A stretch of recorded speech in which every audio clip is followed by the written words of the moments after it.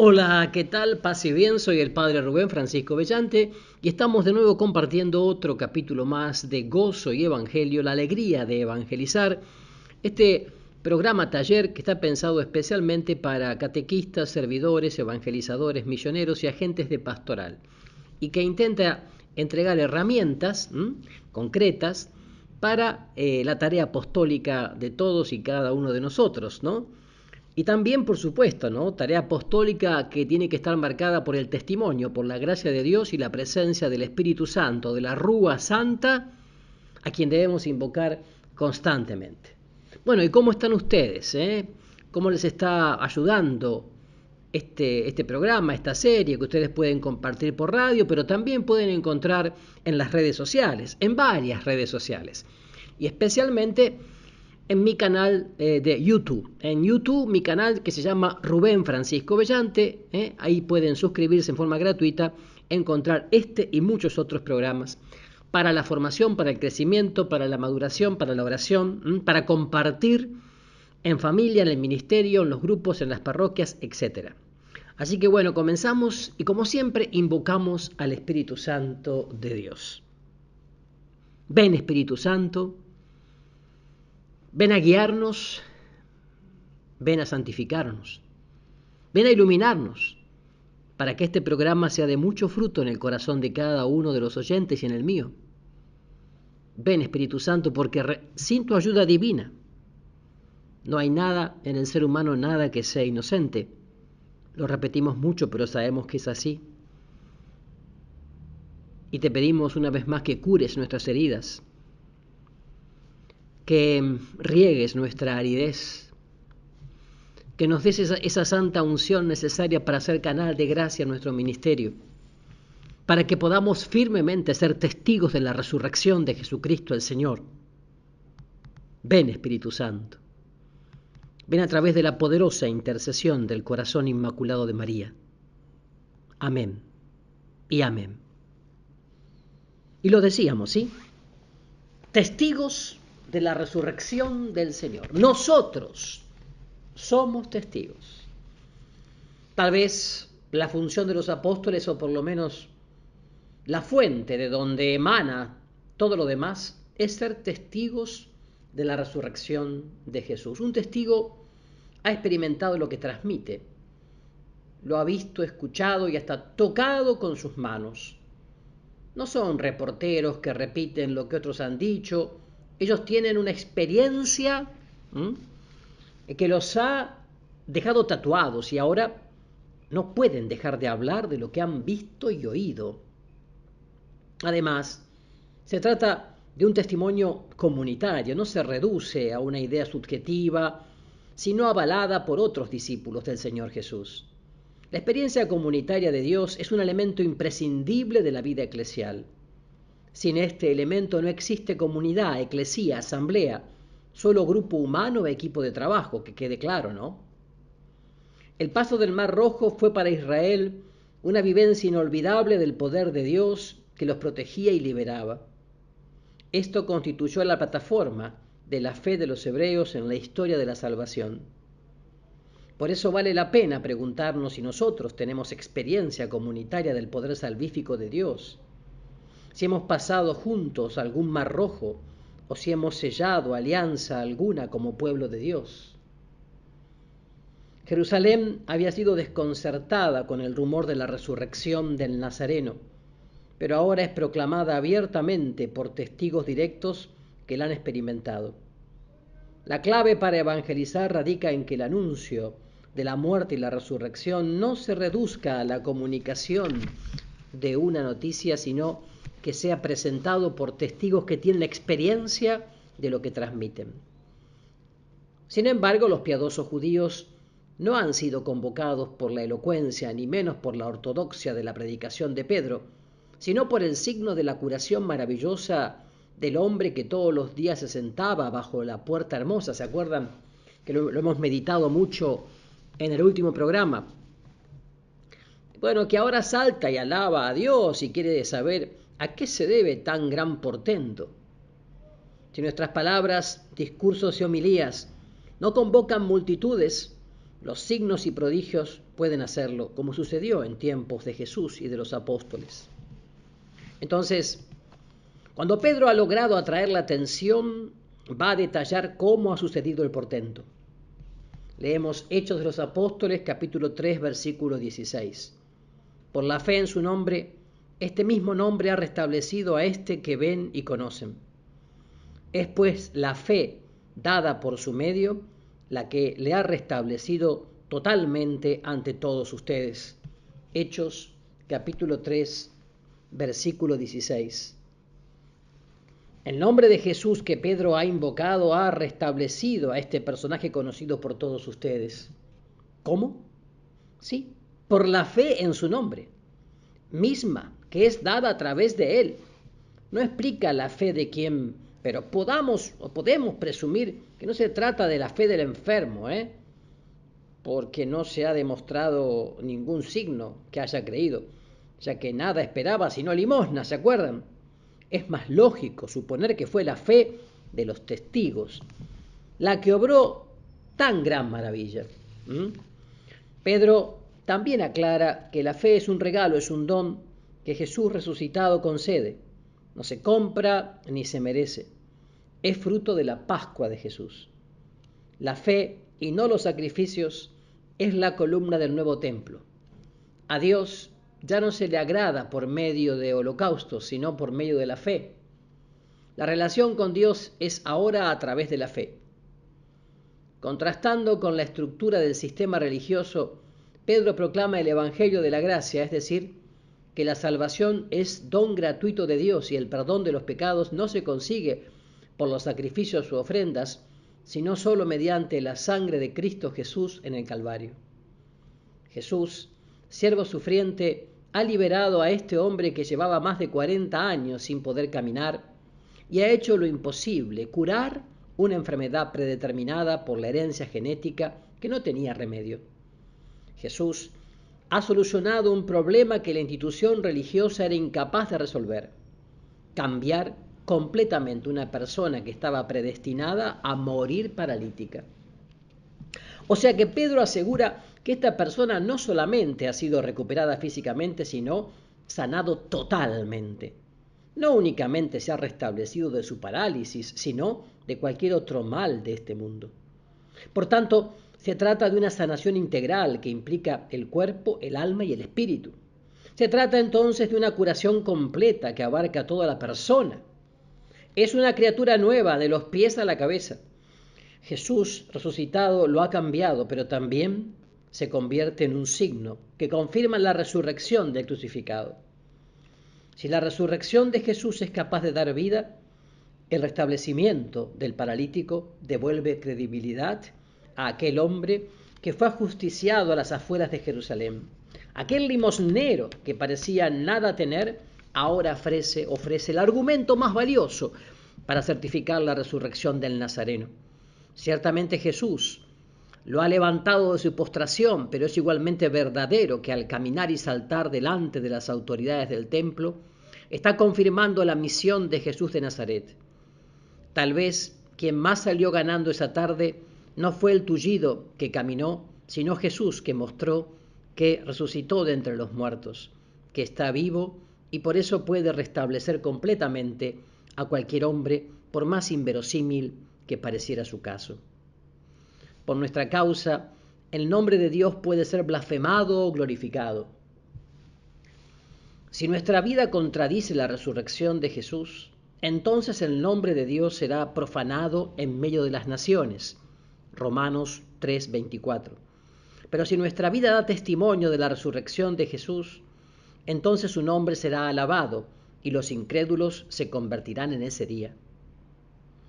¿Y cuál es el objeto de la predicación? San Pedro llega directamente al punto que se proponía. Hechos 3:19. Arrepiéntanse y conviértanse para que sus pecados sean borrados. O sea que la curación y aún la predicación no eran objetivos en sí mismos, sino un proceso. Estaban encaminadas al arrepentimiento y la conversión del pueblo que habían presenciado tan gran prodigio. Atención a esto, Entonces, presenta el único camino para apropiarse del perdón de los pecados ganados por la muerte y resurrección de Cristo Jesús, que es arrepentirse y convertirse. Arrepentirse y convertirse. Mire, si tuviéramos claros esto, cada vez que vamos a las misas de llamadas de sanación, ¿no? A las misas o a los congresos, que todos así muy estrepitosamente se llaman de sanación, de curación. Miren, si todos tuviéramos claro que si no hay de verdad arrepentimiento y conversión, no hay sanación que perdure, no hay liberación que perdure. Por más efectos especiales que se haga, quebranto, llanto, que te revuelques en el suelo, que des vueltas por el ventilador del techo y que vomites y no sé cuántas cosas más que hoy día, por desgracia, por la manipulación que hay en tantísimos, se ve y cada vez más como fruto del pensamiento mágico, del posmodernismo, de la posverdad, de la New Age, de la superstición. Entonces, qué importante que es esto. Arrepentimiento y conversión. Enseguida vamos a volver sobre este tema. No se vayan, que hay más gozo y evangelio. Ya estamos de regreso con la segunda parte de Gozo y Evangelio de hoy. Y decíamos que el objetivo de la predicación es ciertamente arrepentirse y convertirse. Pedro habría subrayado que los judíos habían entregado a Jesús y que habían renegado de él. Por tanto, implica reconocer que se ha condenado injustamente a un hombre justo.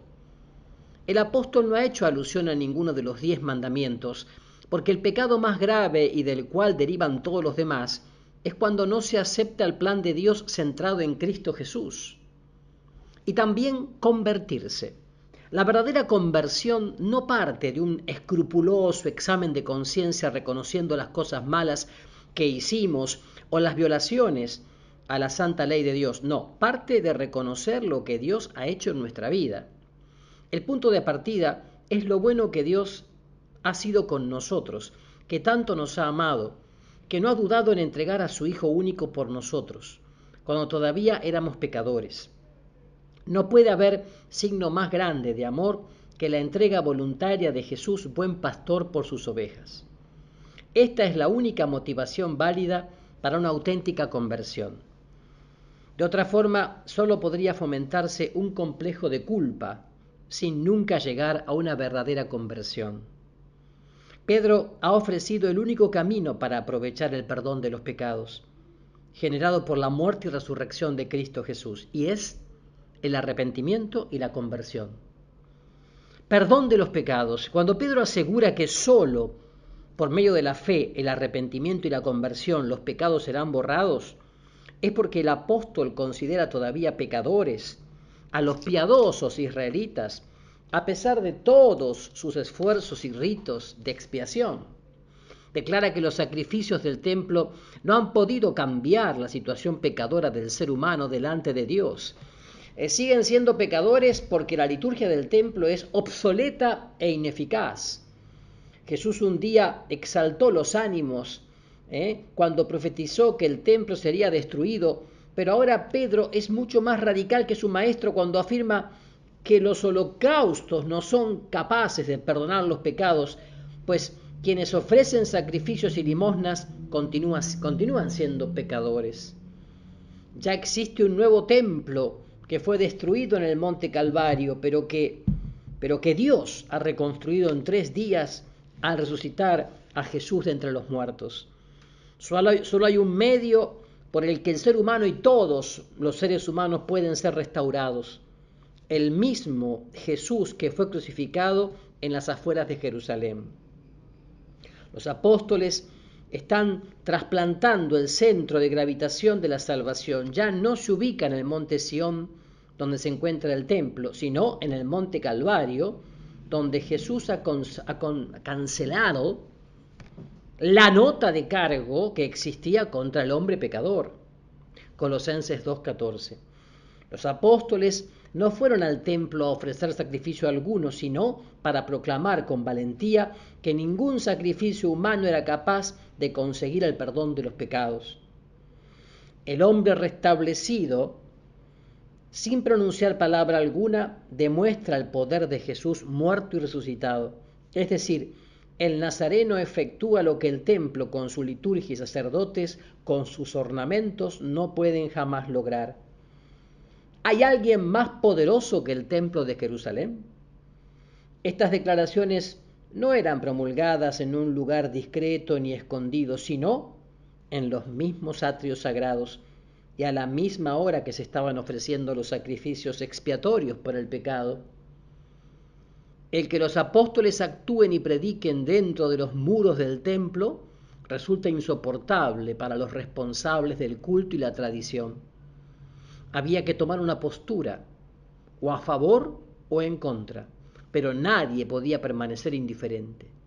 Por tanto, se definieron dos nuevos grupos: los que creen y los que se oponen a la predicación apostólica. Se tiene que tomar una opción: o seguir en el antiguo sistema religioso centrado en las cosas que el hombre hace por Dios, o pasar al nuevo templo donde lo importante es lo que Dios ha realizado por la humanidad. Entonces, Pedro revela el para qué Dios ha resucitado a Jesús, y lo leemos en Hechos de los Apóstoles, capítulo 3, versículos 25 y 26. Para ustedes, en primer lugar, ha resucitado Dios a su siervo y le ha enviado para bendecirlos, apartando a cada uno de sus iniquidades. La resurrección de Jesús tiene una intencionalidad: la salvación de la humanidad.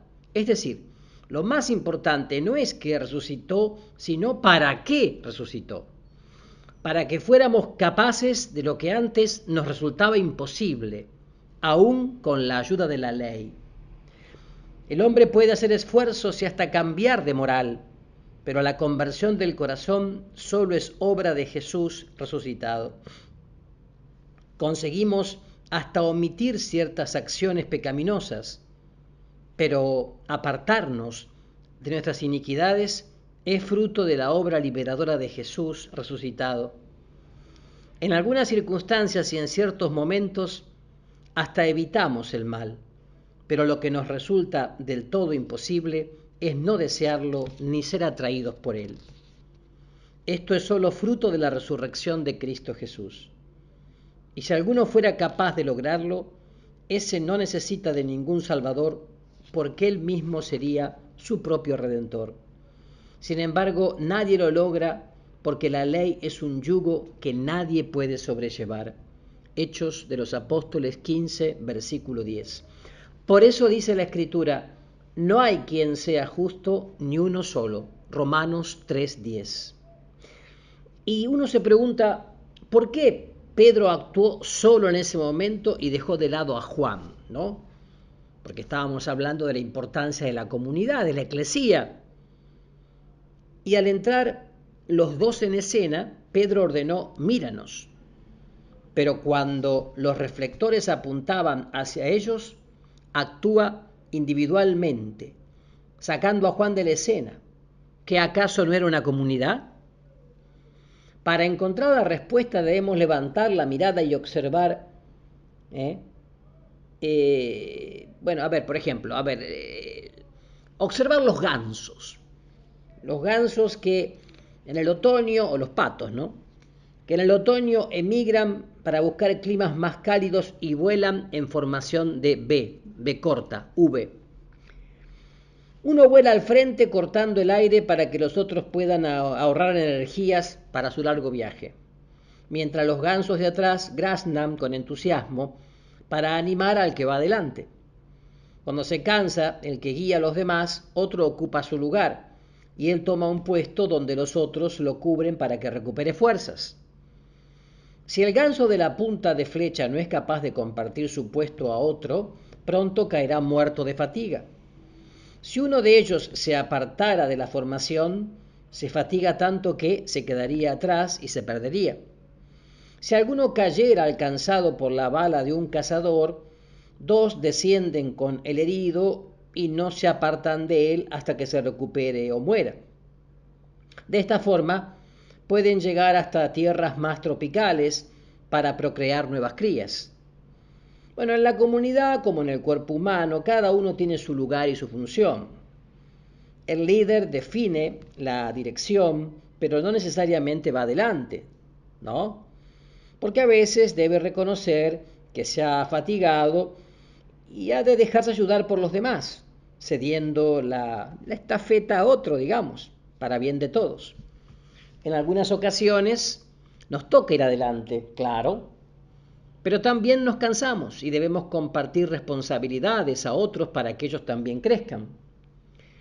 Los gansos, los patos, tienen el cerebro más pequeño que los hombres, pero vuelan más alto. Podríamos achicar nuestro cerebro y volar un poco más alto, ¿no? Sin envidias ni zancadillas, sin dejar solo al que cae, apoyando al que va adelante y hasta dejando a otros nuestro puesto de liderazgo para que también ellos crezcan esforzándose por los demás. Pedro, en estos momentos, es quien aparece adelante, pues a él se le ha confiado la responsabilidad de abrir y cerrar la entrada al reino. Juan no compite, porque a cada uno se le ha asignado un papel diferente en la comunidad. Bueno, y ahora dejemos que los gansos o los patos sigan volando. Nosotros volvamos otra vez al templo de Jerusalén, donde un hombre que tenía 40 años sin poderse mover ha sido levantado por la mano derecha de Pedro. Ante toda predicación acompañada de signos prodigiosos, se presentan dos grupos antagónicos: los que creen y los que se oponen. Siempre sucede así, siempre. ¿Jesús es piedra de tropiezo o piedra de construcción? En la cruz, uno quiere ser bajado del madero, otro solicita el reino. En Pentecostés, unos se burlan, otros se convierten. Siempre que se presenta el Evangelio completo, sucede lo mismo. O se convierten o se oponen, pero la gente no se duerme ni permanece indiferente. Para percibir si estamos presentando el verdadero Evangelio de Jesús sin reduccionismos, nos deberíamos preguntar: ¿cuánta gente se convirtió y cuánta gente se opuso a nuestra última predicación? Por ejemplo, ¿no? O tarea apostólica, o catequesis, o misión. Por eso digo, seguimos avanzando, no se vayan porque volvemos con más gozo y evangelio. Ya estamos de regreso con la tercera parte de Gozo y Evangelio de hoy, ¿no? Por supuesto que este programa también lo pueden encontrar en las redes sociales para que lo puedan compartir, escuchar nuevamente, invitar a otros a que lo escuchen y de una manera especial en varias redes sociales, pero sobre todo en mi canal de YouTube, Rubén Francisco Bellante. Ahí se pueden suscribir de manera gratuita. En el canal de YouTube Rubén Francisco Bellante podrán volver a escuchar este programa y los anteriores también, claro que sí. Estábamos en el punto de ver quiénes son los que creen. Y en Hechos de los Apóstoles 4:4 leemos: muchos de los que oyeron la palabra creyeron, y el número de hombres llegó a unos 5.000.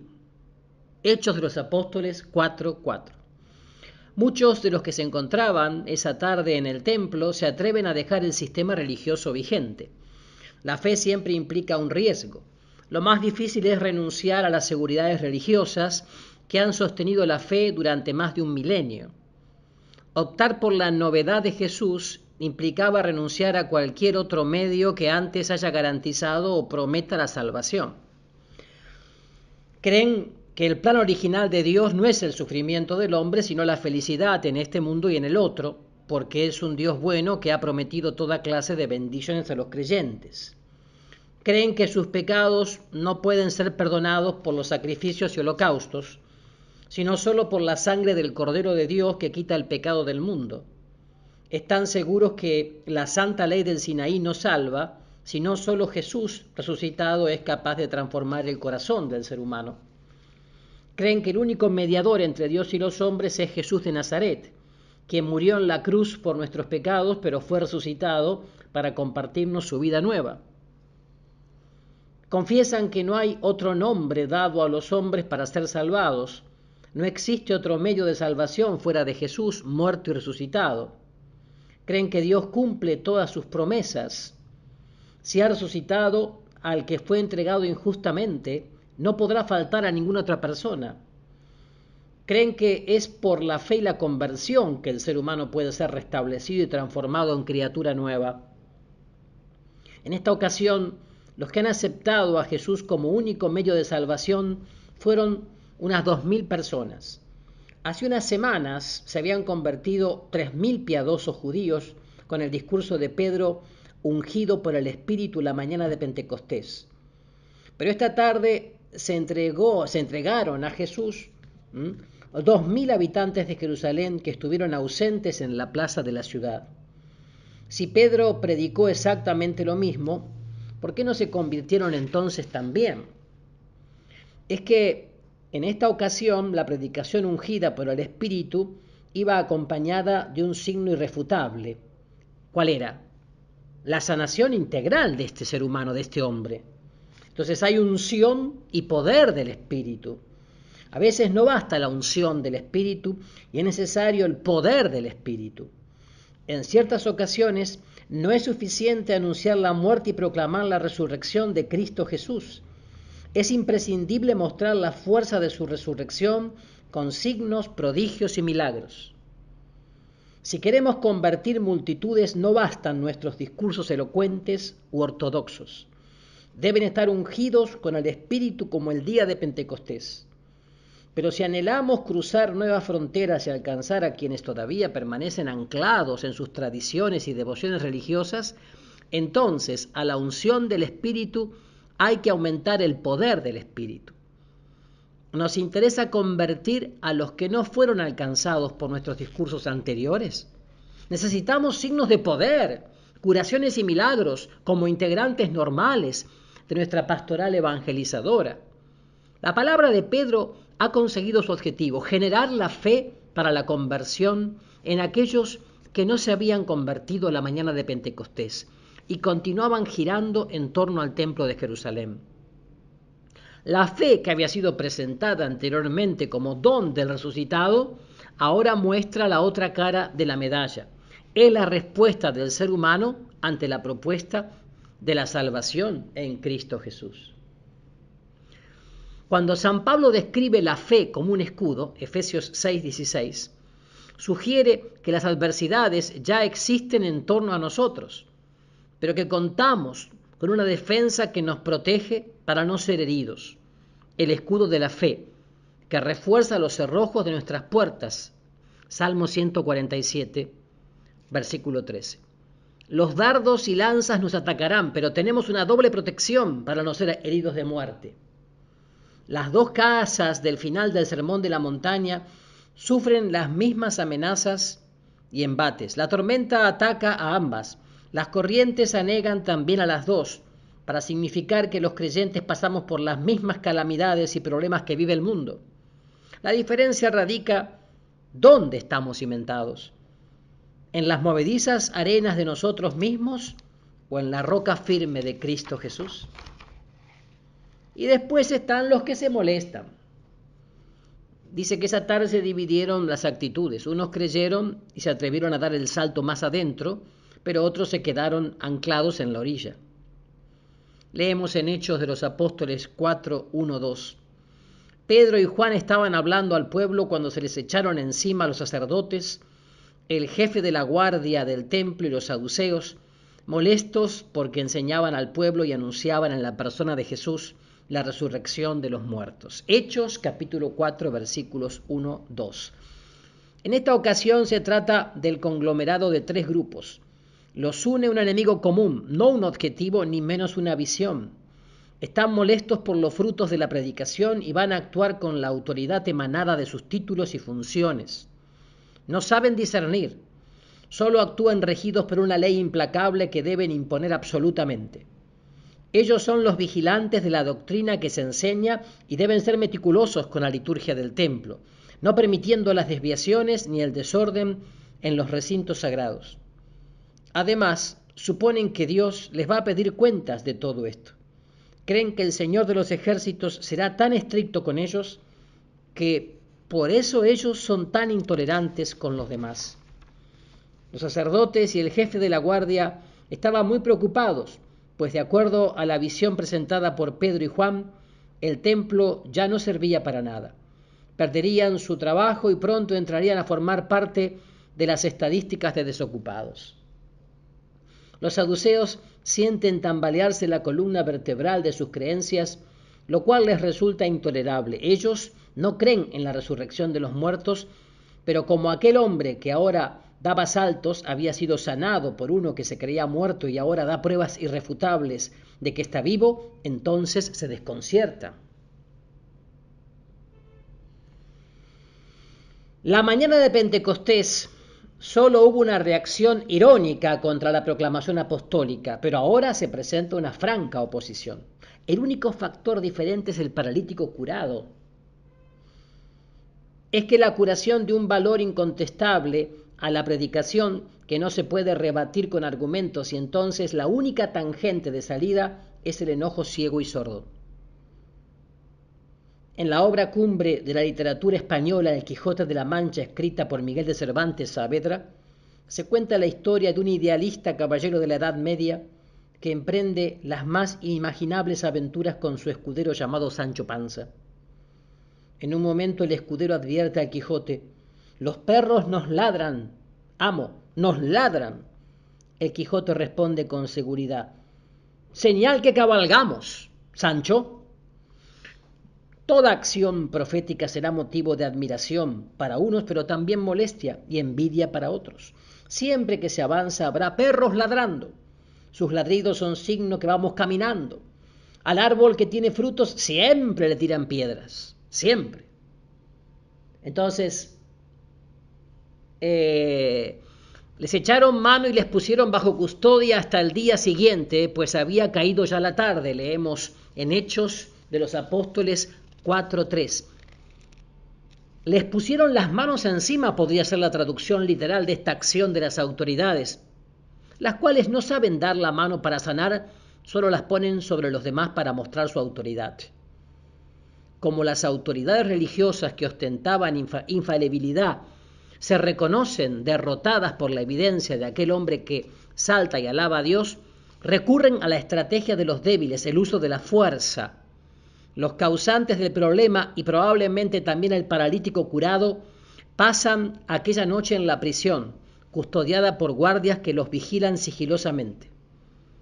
Por la referencia cronológica que ofrece San Lucas, suponemos que el crepúsculo anunciaba que se acercaba un nuevo día, lo cual coincide con el momento en que un cobarde soldado traspasó el costado de Jesús ya muerto en la cruz. A la misma hora que del costado de Jesús brota sangre y agua para el perdón de los pecados, Pedro está ofreciendo al pueblo piadoso el único medio para que sus pecados sean borrados. Los inofensivos galileos se han transformado en sujetos peligrosos a quienes se debe vigilar en todos sus movimientos. Eso puede pasar con tu vida y también con la mía. Así que bueno, no se vayan, que enseguida regresamos con la última parte de Gozo y Evangelio de hoy. Ya estamos de regreso con la última parte de Gozo y Evangelio de hoy. Y estábamos viendo un poquito el tema de que la reacción de los que se enojan, ¿no? Y eso también nos lleva a preguntarnos: ¿qué preferimos? ¿Ser paralíticos, limosneros o hombres sanados en la cárcel? Porque claro, ese es el punto. Porque los inofensivos galileos se han transformado en sujetos peligrosos, decíamos, a quienes se deben vigilar todos sus movimientos. El texto no explica si el otrora paralítico también fue recluido, pero como cuando los sospechosos son llamados por el Sanedrín se presenta también con Pedro y Juan, suponemos que sí. De estar sentado pidiendo limosna, ahora está recluido en la prisión. Aquí surge una pregunta para cada uno de nosotros. Es lo que decía yo antes. ¿Qué preferís? ¿Ser paralítico limosnero que goza de libertad o un hombre sanado en la cárcel? Y cuando aquellos buenos hombres que lo debían regresar a su casa no lo encuentran bajo la sombra de la puerta hermosa, se han llevado una gran sorpresa. Unos les aseguraban que el paralítico había sido curado de forma instantánea, lo cual no podían creer. Otros afirmaban que estaba en la cárcel, pero para ellos era imposible suponer qué delito podría haber cometido. Dice Hechos de los Apóstoles, capítulo 4, versículos 5 y 6. Al día siguiente se reunieron en Jerusalén sus jefes, ancianos y escribas. el sumo sacerdote Anás, Caifás, Jonatán, Alejandro y cuantos eran de la estirpe de sumos sacerdotes. Hechos de los Apóstoles, capítulo 4, versículos 5 y 6. Este último grupo lo integran las supremas autoridades religiosas de Jerusalén. Son funcionarios del orden religioso, son testigos, no son profetas. El hecho de que se congreguen todos muestra la gravedad del asunto, porque comprenden que está en juego el futuro del templo de Jerusalén. Con sobrada razón están preocupados por lo que sucede y deben parar inmediatamente este desorden. De otra forma, la bola de nieve puede formar una avalancha. Si no actúan con decisión, la plaga de los nazarenos saldrá de control. Hay que cortar la cizaña de raíz. La actitud de los apóstoles es demasiado provocativa y la reacción inmediata no se hizo esperar por parte de las autoridades. Por tanto, deben asumir las consecuencias de sus acciones. Una persona madura sabe lo que tiene que hacer y al mismo tiempo paga el precio de los efectos de sus actos. Nada lo detiene, pero tampoco culpa, además, cuanto lo atacan o critican. Entonces ahí viene el tema del interrogatorio. A ver, el Sanedrín mandó traer a Pedro, pero este no se presentó solo, sino con Juan y acompañado del hombre curado, el cual era considerado el cuerpo del delito, digamos así, ¿no? Porque en Hechos de los Apóstoles, capítulo 4, versículo 7, dice: les pusieron en medio y les preguntaban, ¿con qué poder o en nombre de quién han hecho esto? Hechos 4, 7, ¿no? Hechos capítulo 4, versículo 7. Los colocaron en medio para atacarlos por todos los flancos.